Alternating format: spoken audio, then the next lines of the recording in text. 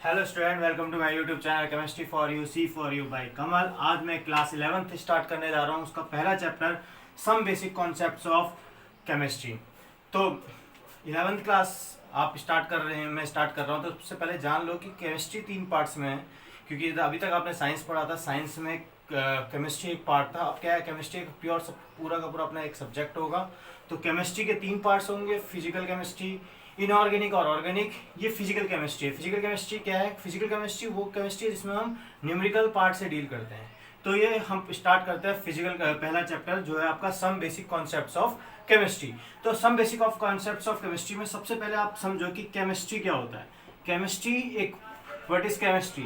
Chemistry वो branch of science है। Chemistry is that branch of science जो deal करती है कंपोजिशन ऑफ मैटर पे। मतलब कंपोजिशन क्या है मैटर का, या प्रॉपर्टीज क्या है, या इंट्रैक्शन ऑफ मैटर पे जो ब्रांच ऑफ साइंस डील करेगी उसको, उस ब्रांच ऑफ साइंस को हम बोलते हैं, वो ब्रांच ऑफ साइंस को हम बोलते हैं केमिस्ट्री। जो स्टडी करती है किसके बारे में? कंपोजिशन के बारे में, और आपका इंट्रैक्शन ऑफ मैटर के बारे में, और क्या कहते हैं उसकी प्रॉपर्टीज के बारे में। वो सब हम किसमें पढ़ते हैं? केमिस्ट्री में पढ़ते हैं। नाउ डेज बहुत यूज है केमिस्ट्री का, आप देख सकते हो हर जगह आपका केमिस्ट्री यूज है। बॉडी में देखो आपके सेलुलोज, स्टार्च सब भरा हुआ है। स्टार्च है आपकी बॉडीज में, कभी बॉडीज में प्रोटीन्स है, बॉडीज में विटामिन है, ये सब क्या है?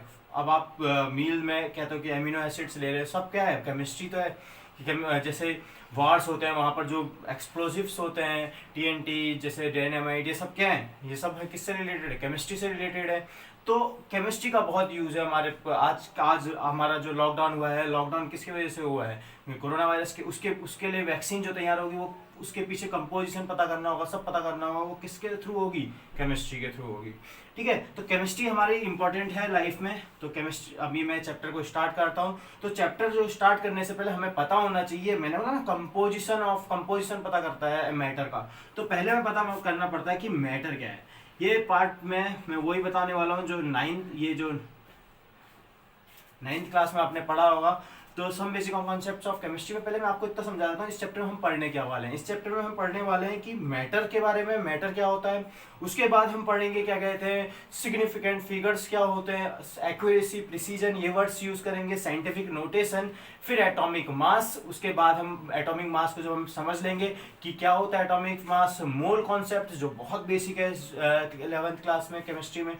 तो केमिस्ट्री के लिए ये चैप्टर बहुत इंपॉर्टेंट है। अगर आप आगे भी पढ़ोगे तो केमिस्ट्री के लिए ये पार्ट क्या बहुत ज़्यादा इंपॉर्टेंट है। तो मैटर क्या होता है पता ही होगा सबको। मैटर एवरीथिंग अराउंड अस कह सकते हो वो मैटर है, विच हैज मास और occupy space is called matter. Matter can be classified in two veg.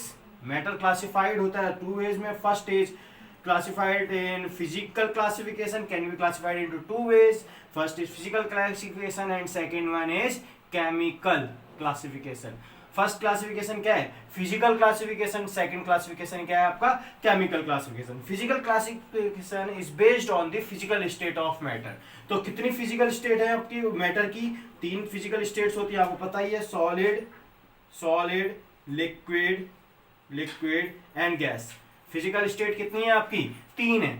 According to physical classification matter are of 3 types. Chemical classification के अकॉर्डिंग जो मतलब हम कह सकते हैं कंपोजिशन के अकॉर्डिंग आपको एलिमेंट मैटर को डिवाइड करिए तो वो किसके अंतर्गत आता है? केमिकल क्लासिफिकेशन के अंतर्गत। तो वो कितने टाइप के होते हैं? वो 2 टाइप के होते हैं, प्योर सब्सटेंस और दूसरा है मिक्सचर। दूसरा क्या है? मिक्सचर। तो according to physical classification matter are of 3 types, solid, liquid and gas. इसकी डेफिनेशन में बताने वाला नहीं हूँ, वही जो आपने पढ़ रखी वही है, इसके बारे में ज़्यादा डिस्कस नहीं करूंगा। ठीक है, प्योर सब्सटेंस और मिक्सचर के बारे में डिस्कस करते हैं। Physical classification is based on the physical state of matter, chemical classification is based on the composition of that matter. So according to chemical classification can be classified into 2 ways. One is pure substance and second is mixture. अब pure substance क्या होता है? Pure substance solid liquid gas के बारे में मैंने बोला था, उसमें याद रखना IMF इंटरमॉलिक्यूलर फोर्स के अकॉर्डिंग अगर हम बात करें तो सॉलिड का इंटरमॉलिक्यूलर फोर्स ज़्यादा होता है, लिक्विड का कम होता है और गैस का तो और भी कम होता है। तो उसके अकॉर्डिंग कह सकते हैं, वो जो 9th में हमने पढ़ा कि वो आपने सॉलिड लिक्विड गैस बार बार पढ़ चुके हैं, उसके बारे में हम ज़्यादा बात नहीं करेंगे। तो प्योर सब्सटेंस और मिक्सचर के बारे में मैं बताता हूँ। तो प्योर सब्सटेंस और मिक्सचर क्या होता है? प्योर सब्सटेंस वो सब्सटेंस होते हैं जो एक ही तरीके के पार्टिकल्स से बने होते हैं। प्योर सब्सटेंस आर दो substance which can be made up of only one kind type of particles. जैसे NaCl हो गया, आपका हाइड्रोजन हो गया, ऑक्सीजन हो गया, नाइट्रोजन हो गया, सोडियम हो गया, मैग्नीशियम हो गया, कैल्शियम हो गया, कैल्शियम हाइड्रोक्साइड हो गया। ये सब क्या है? एग्जांपल है प्योर सब्सटेंस के। ये आप इसको बोलते हैं NaCl, H2O2, N2, NaMg can not be decomposed by the physical methods. ये सब्सटेंस डिकम्पोज नहीं किए जा सकते। फिजिकल मेथड्स कौन कौन से होते हैं? फिल्ट्रेशन मेथड होता है, आपका सब्लिमेशन करो या फिर कोई भी प्यूरिफिकेशन प्रोसेस करो, उस प्रोसेस से आप क्या नहीं कर सकते हो? इनको अलग नहीं कर सकते हो, मतलब इनको डिकम्पोज नहीं कर सकते हो। They are known as pure substance which is made up of same kind of one type of particles. तो प्योर सब्सटेंस फर्दर डिवाइडेड होते हैं दो पार्ट में। First is your elements and second is your compound. Can be pure substance can be classified into two types, elements and compounds. Elements क्या होते हैं? Elements are those pure substance which is made up of one kind of atom. मतलब एक ही तरीके के atom से जो बनते हैं उनको क्या कहते हैं? एलिमेंट्स कहते हैं। ठीक है, आज हमारे यूनिवर्स में कितने एलिमेंट्स हैं? 118 एलिमेंट्स है। कितने एलिमेंट्स हैं? 118 एलिमेंट्स है। 118 में से 92 एलिमेंट्स आपके क्या हैं? 92 एलिमेंट्स जो हैं आपके नेचुरल है और 26 क्या हैं आपके? आर्टिफिशियल एलिमेंट्स हैं। एलिमेंट्स को भी फर्दर हमने 3 भागों में डिवाइड किया हुआ है। मेटल्स, किन पार्ट में लिखता नहीं, ज्यादा नीचे नहीं लिख सकता। तो metals can elements can be further divided into 3 types, metals, non metals and metalloids. What is metal? Metal पता ही है, जो इलेक्ट्रोपॉजिटिव इन नेचर होता है, मतलब इलेक्ट्रॉन को आसानी से लूज करता है, हार्ड होते हैं, गुड कंडक्टर ऑफ इलेक्ट्रिसिटी होते हैं। तो ये क्या कहलाते हैं? मेटल। मेटल जैसे आपके सोडियम हो गया, मैग्नीशियम हो गया, आयरन हो गया, कॉपर हो गया, these are the example of metals. Non metals वही which has the tendency to gain electron, electronegative होते हैं, they are electronegative in nature, मतलब इलेक्ट्रॉन की टेंडेंसी होती है उनको एक्सेप्ट करने की, मतलब, और पुअर कंडक्टर होते हैं। और नॉन मेटल के एग्जांपल ऑक्सीजन, नाइट्रोजन, ये हैं, ब्रोमीन, ये सब एग्जांपल किसके हैं? नॉन मेटल के। What is metalloids? मेटलॉइड जो इनके बीच की प्रॉपर्टी दिखाते हैं मेटल और नॉन मेटल की, जैसे एग्जांपल हो गए सिलिकॉन हो गया, आर्सेनिक हो गया, एंटीमनी हो गया, बिस्मथ हो गया, these are the example of metalloids. तो elements are the pure substance which is made up of same kind of atoms. तो अब आते हैं किसमें? एलिमेंट्स हो गया आपका। अब आते हैं कंपाउंड्स में। कंपाउंड्स क्या होते हैं? कंपाउंड्स वो प्योर सब्सटेंस होते हैं, कंपाउंड वो प्योर सब्सटेंस है जो 2 या 2 से मोर एलिमेंट से मिलकर बने होते हैं और डेफिनिट मास में जुड़े होते हैं। मतलब एक कंपोजिशन जो भी जुड़े होंगे वो डेफिनिट मास में होंगे। जैसे NaCl जुड़ा हुआ है, डेफिनिट मास है, Na का 1 मास का, Cl का 1 मास, CaCl2 है, कैल्शियम क्लोराइड है, ये सब क्या है? डेफिनिट मास में जुड़े होंगे और इनको आप अलग नहीं कर सकते। केमिकल मेथड्स के ही आप क्या कर सकते हो? इनको अलग कर सकते हो। क्या कर सकते हो? केमिकल मेथड से इनको क्या कर सकते हो? आप अलग कर सकते हो। बिना केमिकल मेथड के यूज करे आप अलग नहीं कर सकते। NaCl को कितना भी गर्म करो, कितना भी हीट करो, डिस्टिलेशन प्रोसेस करो, सब्लिमेशन प्रोसेस करो, कभी भी आप Na और Cl को अलग होते हुए नहीं देखोगे। ये हो गए compounds. Compounds are those pure substance which is made up of 2 और मोर एलिमेंट्स। तो मिक्सचर, उसके बाद हम आते हैं मिक्सचर पे। मिक्सचर क्या होते हैं? What is mixture? मिक्सचर होते हैं वो सब्सटेंस जो आपके चारों तरफ वैसे मिक्सचर ही ज्यादा है। ठीक है, आपके चारों तरफ मिक्सचर ज्यादा है। जैसे एयर हो गई, ये मिक्सचर है। आपके सामने सबसे बेस्ट एग्जांपल है एयर का। एयर क्या है आपका? मिक्सचर है। तो मिक्सचर क्या होता है? मिक्सचर 2 या 2 से अधिक एलिमेंट से या 2 या 2 से अधिक कंपाउंड से मिलके होते हैं, किसी भी प्रोपोर्शन में जुड़े होते हैं और ये अपनी आइडेंटिटी जिनसे वो मिले होते हैं, जैसे अगर 2 चीजों ने मिलकर क्या बनाया? मिक्सचर बनाया, और वो उनकी आइडेंटिटी जो मिक्सचर में होगी वो लूज नहीं करते। तो ऐसे को हम क्या कहते हैं? Mixture. Mixture is there substance which can be formed by mixing 2 or more element or 2 or more compounds. These are your mixture in any proportion. They cannot lose their identity. अपनी identity lose नहीं करेंगे जिनसे मिलाया गया है उनको। तो mixture can be classified into 2 type. One is homogeneous, homogeneous, और दूसरा है आपका heterogeneous. What is homogeneous? Homogeneous वो मिक्सचर होते हैं जो जब जिनको मिलाया गया होगा, जब मिक्सचर बना होगा तो उनका जो कंपोजिशन है वो यूनिफॉर्मली होगा। जैसे आप नमक और पानी को मिलाते हो, नमक और पानी को जब आप मिलाते हो तो देखोगे कि जो आपका मिक्सचर है जो हर जगह से क्या होगा, यूनिफॉर्मली डिस्ट्रीब्यूटेड होंगे, यूनिफॉर्मली डिजॉल्व होंगे। वैसी जैसे एयर है, मैं यहाँ पर ऑक्सीजन ले रहा हूँ, अगर आप कहीं और बैठे होगे वहाँ भी ऑक्सीजन ले रहे हो, तो ऑक्सीजन आपको ऐसे नहीं होगा मेरे को ज़्यादा मिल रही है और दूसरे को कम मिल रही है। तो वो क्या है, ऑक्सीजन, नाइट्रोजन, हाइड्रोजन, ये सारी गैसें जो चारों तरफ है वो यूनिफॉर्मली क्या है, मिली हुई है। तो हेट्रोजीनियस क्या होती है? हेट्रोजीनियस वही चीज़ जो यूनिफॉर्मली डिस्ट्रीब्यूटेड नहीं होता है। जैसे कि एग्जाम्पल आप ले लोगे, नमक मिला दो, सॉल्ट मिला दो, आप बहुत सारी चीज़ें, पल्सेस मिला दो, ये सब क्या होंगी, एग्जाम्पल होंगी किसके, हेट्रोजीनियस का। तो ये था आपका मैटर का classification, can be classified into two types, physical classification, chemical classification. Physical classification physical state के अकॉर्डिंग होता है, सॉलिड, लिक्विड एंड गैस। और chemical classification pure substance and mixture. Pure substance divided into classified into two types, element and mixture. Elements are pure substance which is made up of same kind of atoms.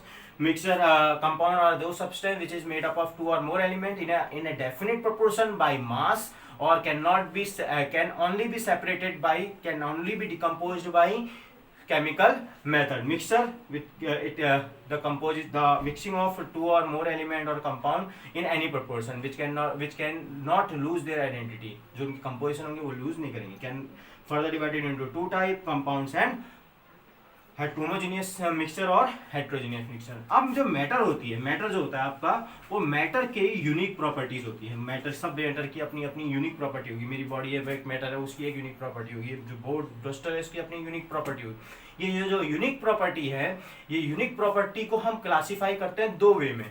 वही दोबारा unique properties होती है matter की, unique properties होती है matter की। और ये यूनिक प्रॉपर्टीज, ये जो यूनिक प्रॉपर्टीज होती है, can be classified into two way. फिर से वही लिखते हैं,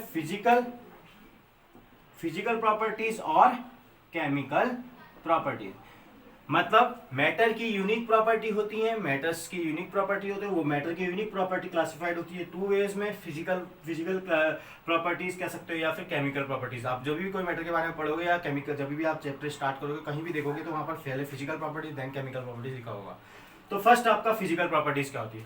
फिजिकल प्रॉपर्टीज वो प्रॉपर्टीज होती है जिनको आप मेजर कर सकते हो या ऑब्जर्व कर सकते हो बिना उसके कंपोजिशन को चेंज करे। अगर मेरे को मान लो कि इसकी लेंथ निकालनी है, किसकी, अगर मेरे को इसकी लेंथ निकालनी है तो मेरे को इसको चेंज करने की जरूरत नहीं है। एक स्केल लूंगा, इसको नाप लूंगा, जैसे 5 सेंटीमीटर या कुछ भी आ गया, इसका जो भी लेंथ आ गई उसको, मेरी हाइट है, मेरे मैटर की जो हाइट है, मेरी जो हाइट है, लेंथ है, वो निकालनी है तो मेरे को चेंज नहीं करनी पड़ेगी मेरी कंपोजिशन को। मेरे को क्या करना पड़ेगा, एक स्केल लेना है, नापना है अपने आप को। वैसी मतलब, और अगर मेरे को पता करना है इसका कलर, इसका कलर, तो ये कलर मैं इसको बिना कंपोजिशन को चेंज करे भी इसको पता कर सकता हूँ इसका कलर क्या है। तो कुछ प्रॉपर्टीज ऐसी होती है जिनको हम बिना कंपोजिशन के चेंज करे क्या कर सकते हैं, पा सकते हैं, जो ऐसी ऑब्जर्व या फिर मेजर कर सकते हैं। वो प्रॉपर्टीज को कहते हैं हम फिजिकल प्रॉपर्टी। जैसे आपका कलर, ऑर्डर, आपका टेस्ट, आपका लेंथ, आपका मास, ये सब जो प्रॉपर्टीज होती है, आपका टेम्परेचर, ये हम बिना कंपोजिशन को चेंज करके, उसके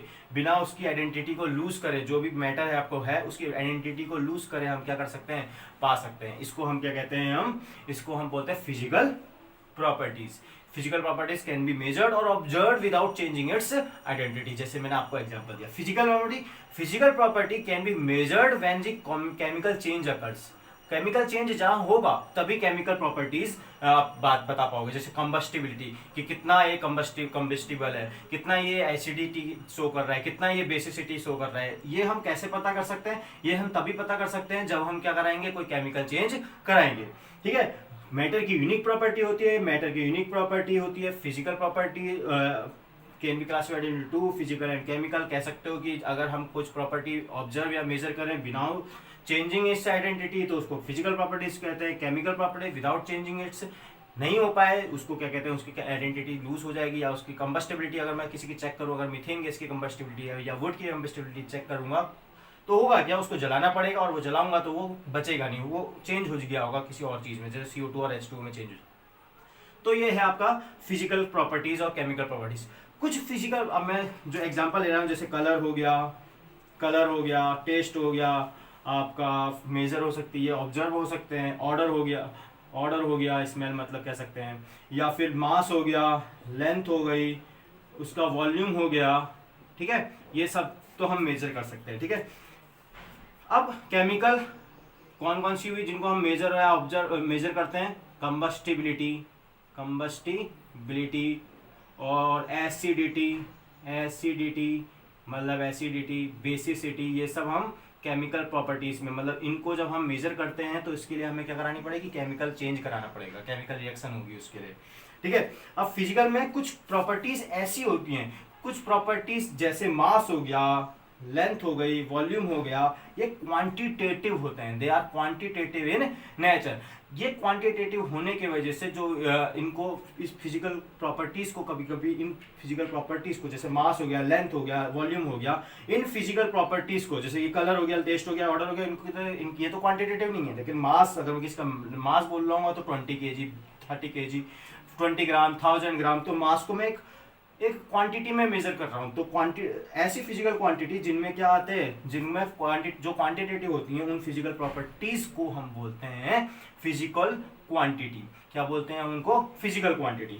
तो जो मास, लेंथ, वॉल्यूम, बहुत सारी है, प्रेशर हो गया, फोर्स हो गया, ये सब जो चीजें हैं, उनको हम क्या बोलते हैं? Are quantitative in nature. Because of that quantitative nature they are also called physical quantity. They are also known as physical quantity. तो ये एक फिजिकल क्वांटिटी कहलाती है, ठीक है। और फिजिकल क्वांटिटी कौन कौन सी हो गई? मास हो गई, लेंथ हो गई, वॉल्यूम हो गई, डेंसिटी हो गई, बहुत सारी चीजें फिजिकल क्वांटिटी के अंदर हम बोल सकते हैं। अब फिजिकल क्वांटिटी के फिजिकल क्वांटिटी जो होती हैं, जैसे मास हो गया, लेंथ हो गया, वॉल्यूम हो गया, फिजिकल क्वांटिटी जो होती हैं वो दो पार्ट होते हैं। Physical quantity contains 2 part. One is, अगर मैं किसी की लेंथ बोल रहा हूं तो मैं बोलूंगा 5 सेंटीमीटर है, मैं अपनी हाइट बोल रहा हूं तो 169 सेंटीमीटर बोल रहा हूँ।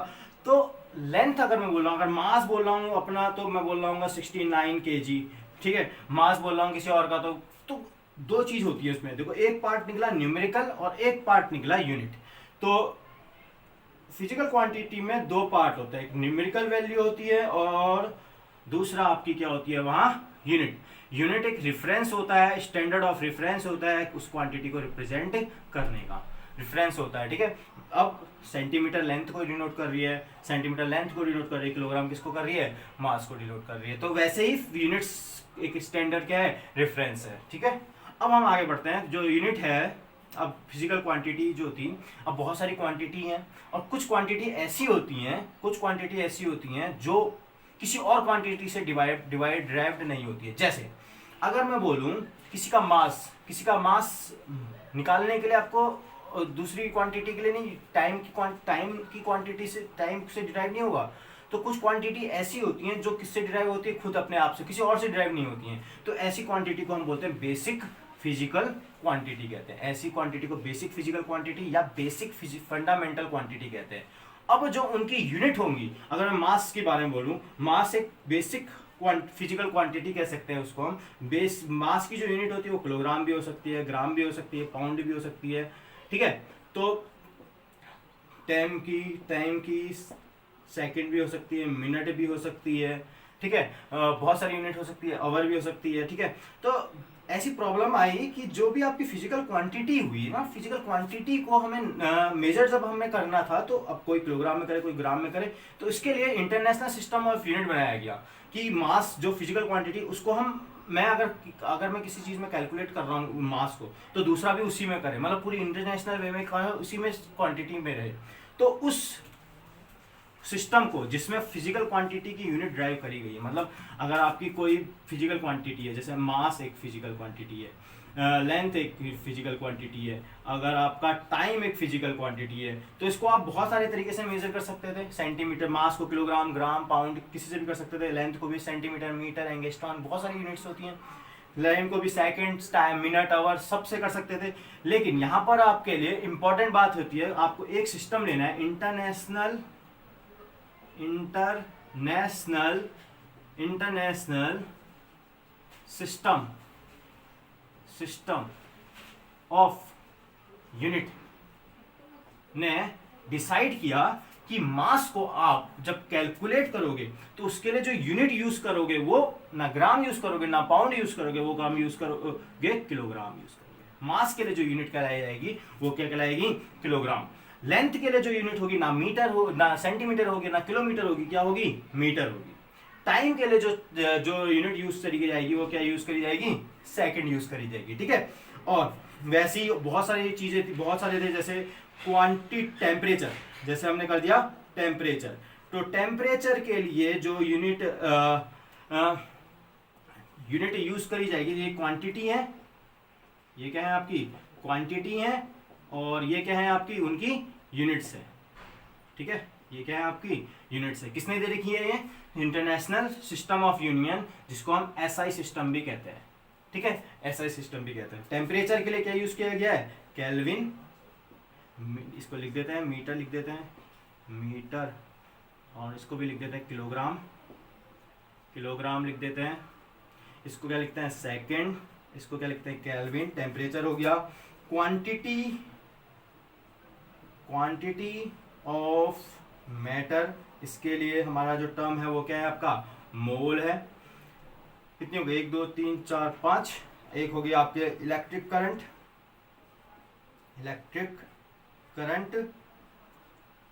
जिसको मेजर करते हैं किसमें? Ampere, AMPERE। और एक होता है आपका, जो लास्ट है आपका, वो है आपका ल्यूमिनियस इंटेंसिटी। क्या कहते हैं इनको? Luminous intensity. तो ल्यूमिनियस इंटेंसिटी के लिए यूनिट होती है कैंडेला, ठीक है। अब इनका जो सिंबल है, आप पूरा तो यूज करोगे नहीं, जो सिंबल यूज करते हैं किलोग्राम के लिए वो केजी यूज करते हैं, मीटर के लिए M यूज करते हैं, सेकंड के लिए SCC यूज करते हैं, ठीक है। और केल्विन के लिए K यूज करते हैं, मोल के लिए MOL यूज करते हैं, और एम्पियर के लिए AMP यूज करते हैं, और कैंडेला के लिए CD यूज करते हैं। तो ये है आपका SI international system of unit. मतलब कुछ फिजिकल क्वांटिटी ऐसी थी जिनको हम मेजर करते हैं, और मेजर करने के लिए इंटरनेशनल सिस्टम ने एक यूनिट का क्राइटेरिया दिया कि इसको आप इसी यूनिट में देख लोगे, ठीक है। वो यूनिट कहलाई गई SI units. SI unit 7 SI units है, इनको 7 बेसिक यूनिट भी, 7 SI बेसिक यूनिट्स भी बोलेंगे। बेसिक यूनिट्स मतलब ये जो बेसिक क्वांटिटीज हैं उनकी बेसिक यूनिट्स हुई। तो बेसिक क्वांटिटी या बेसिक यूनिट्स का मतलब क्या होता है? वो क्वांटिटी जो किसी और से ड्राइव नहीं होती है, उनको क्या कहते हैं हम? बेसिक, या फिर एक और नाम यूज कर देते हैं फंडामेंटल यूनिट्स। ये जो है ये क्या है आपकी? Fundamental units. तो इसको आप नोट कर लो। तो अब इसके बाद हम पॉज करके आप नोट कर सकते हो। इसके बाद मैं आपको बताता हूँ कि ड्राइव्ड यूनिट्स क्या होती है, ड्राइव क्वांटिटी या ड्राइव्ड यूनिट्स क्या होती है। अब ड्राइव्ड क्वांटिटी क्या होंगी? ड्राइव्ड क्वांटिटी, जैसे आपकी पहली ड्राइव्ड क्वांटिटी है, ड्राइव्ड क्वांटिटी मतलब जो दूसरी बेसिक यूनिट से ड्राइव होगी। जैसे ड्राइव यूनिट्स, या चलो ड्राइव यूनिट्स की हेडिंग डाल लेते हैं, या ड्राइव क्वांटिटी हेडिंग डाल लेते हैं। तो सबसे पहली है आपकी वॉल्यूम। वॉल्यूम जो यूनिट है वो वॉल्यूम का फॉर्मूला क्या होता है? Length into breadth into height. Length जो है या ब्रेथ है, जो हाइट है वो ऑब्वियसली लेंथ ही है, सब लेंथ ही, तो ब्रेथ भी है तो लेंथ ही। तो वो जो वॉल्यूम है वो किससे ड्राइव हो रही है? लेंथ जो बेसिक यूनिट है उससे ड्राइव हो रही है। तो उसको बोलेंगे हम, जिसको अगर मीटर में ले, इसको मीटर में ले, इसको मीटर में ले, तो क्या बोलेंगे? Metre into metre. क्या लिखेंगे? Metre cube. So length volume is derived from another unit which is metre cube. Metre से डिराइव होती है। तो डेंसिटी हो गई, डेंसिटी जैसे हो गई, डेंसिटी हो गई मास पर वॉल्यूम। तो मास हो गया आपका केजी में, वॉल्यूम हो गया वही मैंने अभी बताया था मीटर क्यूब में। तो देखो मास और वॉल्यूम दोनों की ये जो डेंसिटी हो किससे ड्राइव हुआ? दूसरी एसआई यूनिट से ड्राइव हुई या बेसिक यूनिट से ड्राइव हुई। वैसे अगर मैं बोलूं एक्सीलरेशन भी ड्राइव होगा किसी और यूनिट से। जैसे एक्सीलरेशन का फॉर्मूला क्या होता है? एक्सीलरेशन का फॉर्मूला होता है change in velocity upon time. तो चेंज इन वेलोसिटी तो किसमें होगी? मीटर पर सेकंड, क्योंकि मीटर भी आ गया सेकंड भी आ गया, मतलब दो अलग अलग है ड्राइव। तो ये तो क्या होती है? मीटर पर सेकंड स्क्वायर। तीसरा है आपका फोर्स। फोर्स है आप फोर्स इज इक्वल टू होता है मास इंटू एक्सेलरेशन। मास किसमें होती है? किलोग्राम में। एक्सेलरेशन की अभी हमने देखी मीटर पर सेकेंड स्क्वायर, और इसी को हम क्या कहते हैं? न्यूटन कहते हैं। इसी को क्या कहते हैं? न्यूटन कहते हैं। प्रेशर, प्रेशर का फॉर्मूला क्या होता है? Force upon area. Force upon area, force का फॉर्मूला क्या होता है? न्यूटन पर मीटर स्क्वायर। तो आप इससे निकाल सकते हैं जो भी ये वैल्यू है, इसको हम पास्कल कहते हैं, 1 पास्कल कहते हैं। आप न्यूटन को किलोग्राम मीटर पर सेकंड स्क्वायर और मीटर स्क्वायर से क्या करोगे? डिवाइड करोगे, जो भी यूनिट आएगी वो क्या होगी? पास्कल कहलाएगी। ठीक है, ये है आपकी क्या? ड्राइव्ड यूनिट्स हैं। ये ड्राइव्ड यूनिट्स हैं। बेसिक यूनिट्स क्या है? इस बेसिक यूनिट्स क्या थी आपकी? मास, लेंथ, मास हो गई, लेंथ हो गई, यूनिट टाइम हो गई, आपका मोल अमाउंट ऑफ सब्सटेंस हो गया, टेम्परेचर हो गया, और लिमिटेड इंटेंसिटी हो गई, इलेक्ट्रिक करंट हो गई। ये आपकी बेसिक क्वांटिटी किसी और से ड्राइव नहीं होती है, और इनको देने के लिए सिस्टम निकाला गया, एसआई सिस्टम निकाला गया। क्यों निकाला गया होगा? सोचो, लेंथ को आप किसी और में भी ड्राइव कर सकते हैं। मैं अगर मीटर में बात कर रहा हूँ, दूसरा सेंटीमीटर में बात कर रहा हूँ, मान लो दूसरी जगह भी कुछ और भी यूनिट चल रही है, तो उनको इंटरेक्शन, मेरे को अगर उनसे इंटरेक्शन करना होगा तो पहले मेरे को कन्वर्ट करना पड़ेगा। तो इसलिए इंटरनेशनल सिस्टम ने बहुत अच्छा काम किया, क्योंकि उनको आप एक ही जगह, एक ही तरीके से मीटर में, मैं भी मीटर में कैलकुलेट करूँगा, दूसरा भी जो मेरे से इंटरेक्ट कर रहा है वो भी मीटर में करेगा, तो हमारे लिए ईजी रहेगा डीलिंग करने में। तो बहुत सारी चीज़ें हैं। ठीक है, ड्राइव यूनिट होती है जो बेसिक क्वांटिटी से क्या होती हैं? ड्राइव होती हैं। तो ये था मेरा ये था आपका पहला टॉपिक, जिसमें मैंने थोड़ा सा इंट्रोडक्शन है अभी ये बेसिक यूनिट्स का इंट्रोडक्शन की वजह से किया था। अब नेक्स्ट वीडियो में मैं आपको सिग्निफिकेंट फिगर और सिग्निफिकेंट फिगर, एक्यूरेसी, प्रिसीजन क्या होता है वो बताऊंगा, और